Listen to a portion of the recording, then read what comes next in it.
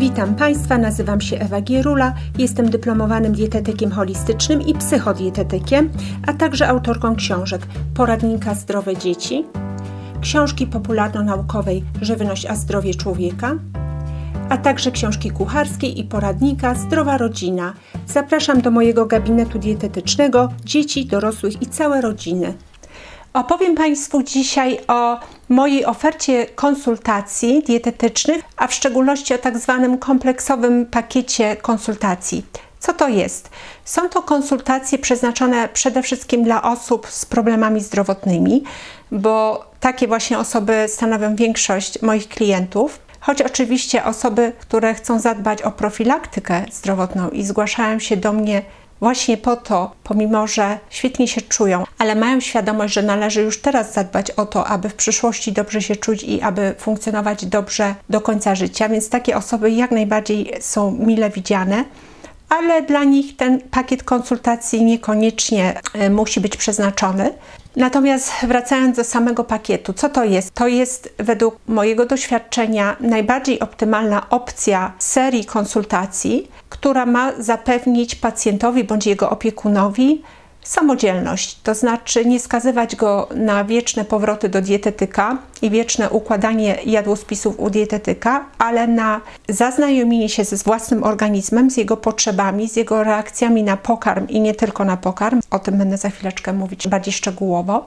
I celem tych konsultacji jest również to, aby taki pacjent bądź rodzic pacjenta potrafił później robić stosowne korekty w oparciu właśnie o obserwację organizmu, o zmianę smaków stosownie do danej sytuacji. Jeżeli jakiś znowu problem zdrowotny wróci, taka osoba powinna już sama wiedzieć, co zrobić metodą prób i błędów, ale już samodzielnie, jak dojść do tego, żeby wyjść na prostą. Czyli reasumując, moim celem nie jest podanie drugiemu człowiekowi ryby, a nauczenie go łowienia, czyli bardziej podanie mu wędki. I to jest pierwsza sprawa. Druga kwestia, jaka jest bardzo istotna, aby skutecznie wyjść z choroby i zachować zdrowie do końca życia, jest świadomość tego, co powoduje choroby. I to, co zauważam, ta świadomość jest bardzo zachwiana. Większość ludzi kojarzy przyczyny chorób z drobnoustrojami, tak zwanymi patogenami, z pasożytami. Czasami mówi, że choroba wystąpiła w wyniku przechłodzenia się, czy jakaś dolegliwość występuje w związku ze zmianą pogody. Tak naprawdę zdrowy człowiek, dobrze funkcjonujący, będzie dobrze funkcjonował niezależnie od tego, czy w jego otoczeniu są organizmy patogenne, niezależnie od tego, czy się przechłodzi, czy nie, i niezależnie od pogody, niezależnie również od tego, czy trawy pylą, czy w domu są zwierzęta, czy jest kurz, czy są roztocza. Zdrowy człowiek powinien być na to wszystko odporny. Czyli tak naprawdę te wszystkie rzeczy, które tu wymieniłam i które powszechnie uważane są za przyczyny chorób, tak naprawdę są to już skutki tego, że wystąpiły inne zjawiska, inne czynniki w otoczeniu człowieka, które spowodowały chorobę. I tego zawsze uczę moich pacjentów, żeby rozróżniali te sprawy i żeby potrafili dostrzegać prawdziwe przyczyny rozmaitych dolegliwości, od najmniejszych dolegliwości po ciężkie choroby typu nowotwór. Od czego zaczynam ten pakiet konsultacji? Zaczynam od wywiadu wstępnego i wydawałoby się, że jest to podejście klasyczne. Poniekąd jest. Wywiad wstępny w wersji podstawowej, bo mam w dwóch wersjach, więc w wersji podstawowej przypomina ten bardziej tradycyjny wywiad, w którym zbieram informacje o parametrach ciała pacjenta, o jego historii medycznej, o jego chorobach, o tym, jak się obecnie czuje, co dotychczas jadał, na co jest uczulony, jakie przyjmuje leki, suplementy. Natomiast wywiad w wersji poszerzonej, który trwa 2 razy dłużej i zajmuje 2 spotkania, obejmuje również czynniki pozadietetyczne, czynniki zdrowia i choroby. Dlaczego jako dietetyk wchodzę również w ten inny zakres? Przecież powinnam się specjalizować, skupić na tym, czego dotyczy moja specjalizacja. Uważam, że takie podejście nie jest do końca prawidłowe. Tak samo jak w medycynie bardzo wąska specjalizacja poszczególnych lekarzy tak naprawdę nie do końca jest właściwa, bo lekarz traci z oczu obraz całego człowieka i jego cały organizm, jeżeli skupia się powiedzmy tylko na skórze, albo tylko na płucach, albo tylko na mózgu. I tak samo uważam, że jeżeli chcemy pomóc komuś dietetycznie, dietoterapią, musimy spojrzeć na całe środowisko człowieka, a nie tylko na ten jeden element, jakim jest dieta. I po to, aby ta dieta dobrze zadziałała, musimy uregulować wszystkie pozostałe czynniki zdrowia czy choroby w jego otoczeniu. I temu poświęcony jest wywiad wstępny w wersji pełnej, do której bardzo zachęcam, bo warunkiem udzielenia porady dietetycznej jest wywiad wstępny tej wersji podstawowej, ale zalecam wersję pełną po to, aby rzeczywiście skutecznie sobie pomóc i nie poprzestawać jedynie na diecie. Z tym, że już po wywiadzie wstępnym skupiamy się z pacjentem tylko na diecie, na aspektach dietetycznych. I wywiad wstępny nie służy jedynie temu, abym to ja zebrała informacje dla siebie po to, aby w przyszłości podać właściwą poradę dietetyczną. Służy również pacjentowi już na tym wstępnym etapie. Pacjent dostaje cały komplet informacji, co mógłby zmienić w swoim otoczeniu. Jest to swoiste zadanie domowe, ale nie w tym sensie szkolnym, że ja będę odpytywać, sprawdzać, jak to co zrealizował. Tylko każdy człowiek, który do mnie się zwraca i przechodzi taki wywiad wstępny, wychodzi z niego z pakietem rzeczy, tak jak mówiłam, które mógłby zmienić w swoim otoczeniu, a to, czy to zrobi i w jakim stopniu, to oczywiście zależy od niego, od jego możliwości, również od jego stopnia akceptacji tego, co ja proponuję. Kolejnym etapem tego pakietu konsultacji kompleksowego są szczegółowe zalecenia dietetyczne. Zdarza się, że są osoby, które oczekują właśnie tego od razu, już bez wywiadu wstępnego, tylko proszę mi powiedzieć, co ja mam jeść, czego nie jeść i to wszystko. Ja tego unikam. Zresztą w przypadku człowieka z chorobą, z problemami zdrowotnymi po prostu nie robię bez wywiadu wstępnego, przynajmniej w tej wersji podstawowej. Ale nawet gdybyśmy przeprowadzili wywiad wstępny i przeszli przez szczegółowe zalecenia dietetyczne, to nie będzie wystarczające. Dlaczego? Te zalecenia mają charakter tylko wstępny. Nie sposób przewidzieć, jaka dieta będzie właściwa dla pacjenta na kilka tygodni bądź miesięcy w przód, dlatego że na początku brakuje nam takich danych jak zmienność organizmu człowieka. Ta zmienność dopiero się objawi w przyszłości. I ja uczę pacjenta, żeby obserwował swój organizm, obserwował tak zwane barometry zdrowia, czyli różne obszary w tym organizmie, które są specyficzne dla danego człowieka i w których organizm mu właśnie daje sygnały, że coś jest nie tak albo że wszystko idzie w porządku. I każdy ma swoje, tak jak mówiłam, specyficzne barometry. Dla jednej osoby będzie to ból głowy na przykład, czy ćmienie głowy, no tak jak to jest mój barometr, to jest mój słaby punkt. U innego człowieka będzie to skłonność do wysypki skórnej, ktoś inny będzie miał skłonność do przytkanego nosa o poranku, czy uciążliwego chronicznego kataru, czy nawracającego kaszlu, czy bólu w stawach i tak dalej. Każdy człowiek ma swoje indywidualne słabe punkty i zazwyczaj ma ich kilka. Więc te punkty, to wszystko trzeba obserwować i stosownie wraz z upływem czasu modyfikować, korygować dietę. Dlatego wychodzimy od tych szczegółowych zaleceń dietetycznych o charakterze wstępnym z nastawieniem, że wraz z upływem czasu i przy pomocy dietetyka korygujemy dietę. Czasami są to już bardzo małe korekty, a czasami większe. Czasami trzeba działać metodą prób i błędów. To wszystko też zależy, z jakiego rodzaju dolegliwością czy chorobą mamy do czynienia, bo są czasami choroby bardzo poważne, które wymagają dłuższego czasu, nawet 2 lat w takiej dietoterapii.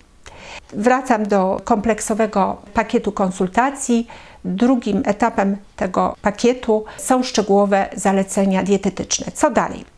Dalej przechodzimy do książki Zdrowa rodzina, która jest w tym przypadku niezbędnym narzędziem konsultacji, w przypadku pakietu konsultacji. Mianowicie w tej książce mamy przepisy kucharskie napisane z myślą o pacjentach i ułożone specjalnie z myślą o dietoterapii, jak również jest tam bardzo dużo dodatkowo porad dietetycznych i przepisy są specyficznie ułożone i rozdziały w tej książce tak, aby móc realizować rotację pokarmów i bogatą ofertę kulinarną, jak również każdy przepis jest opatrzony pewnym wstępnymi hasłami, które mają nam pomóc w realizacji zaleceń dietetycznych, które otrzymujemy w czasie konsultacji.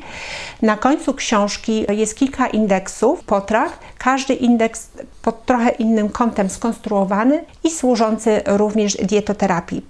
Tej książki trzeba się nauczyć nieco, tej instrukcji obsługi książki i to właśnie oferuję w trakcie tej kolejnej konsultacji. Następny etap to bardzo ważny etap nauka samodzielności, a konkretnie samodzielnego przygotowywania sobie jadłospisu na następny dzień, bądź towarzyszenia naszemu dziecku, które poddajemy dietoterapii, w tym, aby samo zaplanowało sobie, co będzie jadło na następny dzień. I aby takie jadłospisy robić sprawnie i właściwie, należy przejść przez te pierwsze etapy nauki samoobserwacji, nauki tego, co nam służy, a co nie w naszej chorobie czy dolegliwości. I również powinniśmy przygotować się pod kątem bazy rozmaitych potraw i pokarmów i o tym rozmawiamy w trakcie tej konsultacji, czyli tak niejako rozmawiamy o bogatej ofercie kulinarnej, którą powinniśmy stworzyć dla siebie czy naszego dziecka. Jak również mówimy też o takim narzędziu bardzo przydatnym, jakim jest domowe menu. O domowym menu nie będę teraz już mówić szczegółowo, odsyłam Państwa do filmiku poświęconego temu tematowi. Natomiast mogę tylko tutaj zasygnalizować, że punktem wyjścia w tym domowym menu będzie właśnie ta książka. Ona może na początku nam służyć jako właśnie takie menu, jak w restauracji, że sobie przeglądamy i wybieramy, co tutaj wybrać, co tutaj zjeść na następny dzień, z uwzględnieniem oczywiście zaleceń dietetycznych, bo to jest ta cała sztuka. Ale z czasem warto zrobić sobie takie własne odrębne menu w postaci segregatora z wkładanymi karteczkami, na których piszemy sobie propozycje posiłków. I to własne indywidualne menu byłoby wtedy dopasowane do naszych indywidualnych preferencji, naszego organizmu i bardziej dostosowane, bardziej praktyczne.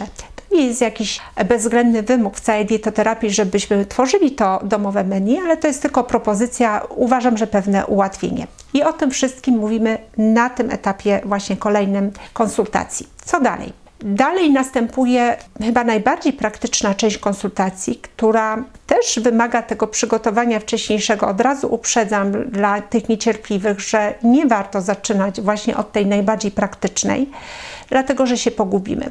Na czym polega ta praktyczna część konsultacji? Jest to analiza jadłospisu 5-dniowego pacjenta.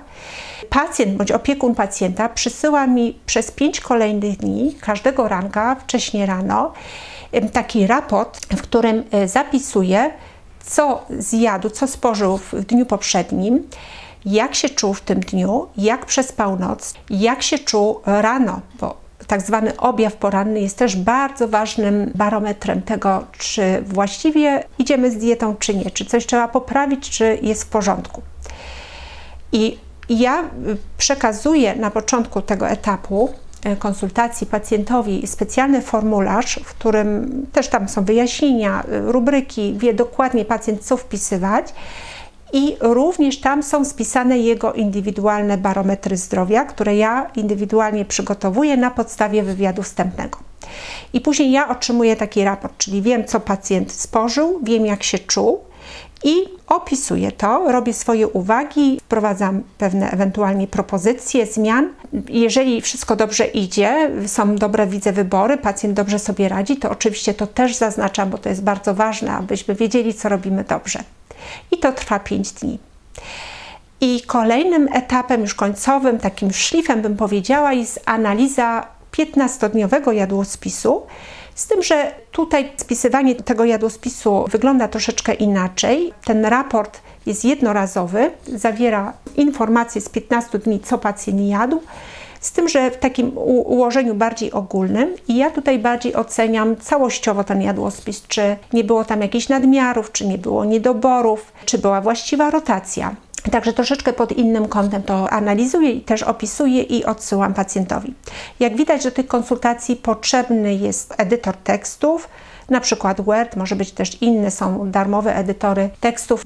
Należałoby sobie coś takiego zainstalować koniecznie, bo to bardzo usprawnia wymianę informacji właśnie na tym etapie. Te moje opisy, warto je mieć w takiej formie spisanej, dlatego że tam też stosuję różne oznaczenia kolorami dla ułatwienia tego przekazu, żeby on był bardziej czytelny. Można do czegoś takiego powracać, wydrukować, sobie to analizować. I ten cały pakiet powinien wystarczyć do tego, żeby pacjent w przyszłości, jeżeli zajdzie potrzeba taka, to znaczy jeżeli coś zaszwankuje znowu w jego zdrowiu, że będzie sam wiedział dokładnie, co zmienić. Nie będzie musiał do mnie powracać. Oczywiście, jeżeli ktoś ma bardziej poważną chorobę, z której wychodzimy przez wiele, wiele miesięcy, a nawet lat, to oczywiście, że może do mnie wrócić. Możemy powtórzyć na przykład tą najbardziej praktyczną część całego pakietu, czyli analizę 5-dniowego jadłospisu. Ale to nie zawsze jest konieczne, to wychodzi już później. Czy ten cały pakiet konsultacji jest absolutnie niezbędny? Myślę, że tak, jeżeli ktoś nie za bardzo jest zaznajomiony ze sposobem dietoterapii, jaki przynajmniej ja proponuję, nie za bardzo w tym się orientuje, to na pewno tak. Jeżeli ktoś z kolei jest zaznajomiony z moimi publikacjami, książkami, filmami itd. i chciałby tylko lekkiego naprowadzenia, to oczywiście, że wtedy wystarczy wywiad wstępny plus wstępne zalecenia dietetyczne bądź wywiad wstępny i na przykład analiza 5-dniowego jadłospisu, ale uczciwie tutaj zaznaczam od razu, trzeba być w tym już bardzo samodzielnym, bo takie tylko doraźne konsultacje są tylko małą podporą, takim nakierowaniem, natomiast pacjent musi się wtedy wykazać już dużą samodzielnością i mieć sporo wiedzy i też troszeczkę praktyki, żeby sobie samemu poradzić.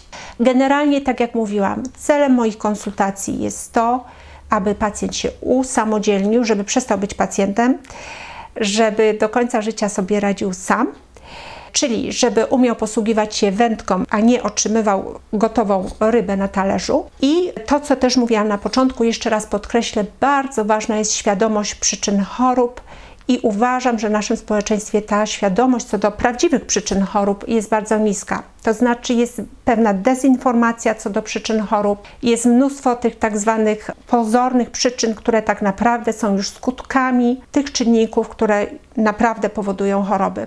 I tak jak mówiłam, o tych wszystkich czynnikach, prawdziwych przyczynach uczymy się w trakcie wywiadu wstępnego. I jeszcze tak na zachętę powiem Państwu, jak potraktować ten kompleksowy pakiet konsultacji jako swego rodzaju inwestycję w całe życie. W tym sensie, że jest to pewnego rodzaju, mogłabym powiedzieć, też szkolenie. Wyposażenie w taką bardzo ważną umiejętność dbałości o nasze zdrowie czy zdrowie naszych dzieci, które posłuży do końca życia w tym sensie, że będziemy wolni od chorób, od lekarzy, od aptek, będziemy pełni energii i będziemy mogli skupić się efektywnie na innych ciekawych dziedzinach naszego życia.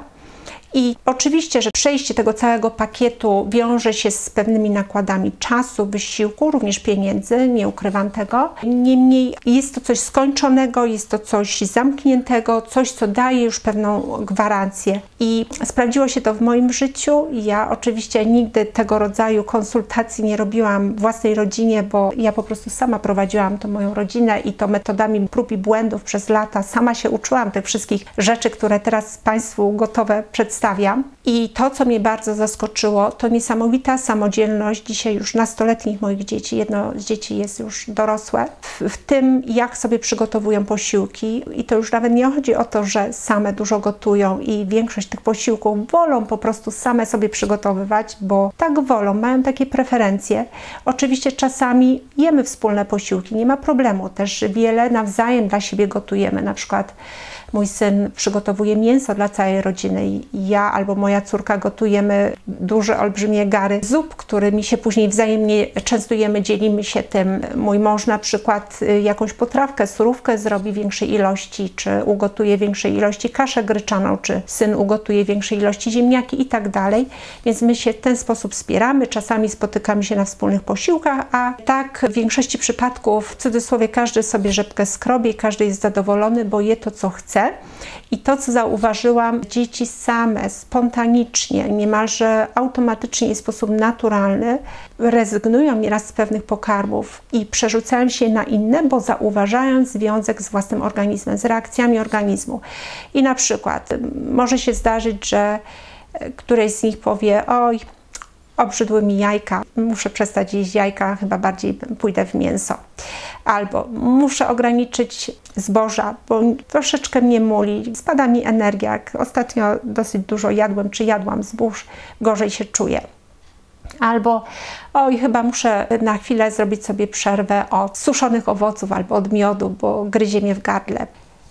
Także to mnie zaskakuje, oni się świetnie sami prowadzą i wiem, że to będzie już tak do końca życia, bo dla nich to jest tak naturalne jak mycie zębów, bo wyrosły w tym. I jeżeli Państwa dzieci nie były tak od maleńkiego chowane, nic nie szkodzi, nigdy nie jest za późno. Nawet dla dorosłego człowieka nie jest za późno na zmianę przyzwyczajeń. Jak już ta zmiana nastąpi, dojdzie do nowych, dobrych przyzwyczajeń, nawyków, które właśnie sprawią, że my będziemy tak sobie płynąć i automatycznie zwracać uwagę na to, jak się czujemy po posiłku. Będziemy mieli wiedzę do tego, jak korygować te posiłki, co zmieniać również sezonowo. Uruchomi się nam intuicja i to będzie trwało całe życie i będziemy na domiar wszystkiego cieszyć się jedzeniem i nie będziemy myśleli w kategoriach ograniczeń, że dieta to są ograniczenia. Na początku tak się to wydaje, ale potem naprawdę, proszę mi wierzyć, tak nie jest. I tego Państwu życzę. Na początku wytrwałości, wiary w siebie, własne możliwości i przede wszystkim własną niezależność i samodzielność, że nie muszą być Państwo skazani nie tylko na lekarzy, apteki, ale również na dietetyków do końca życia, że po prostu sami sobie Państwo mogą pomóc. Więc na początku życzę takiej wytrwałości, wiary w to, no a potem radości z osiągnięć, takiej radości, jakiej my doświadczamy w naszej rodzinie. Dziękuję za uwagę i do zobaczenia.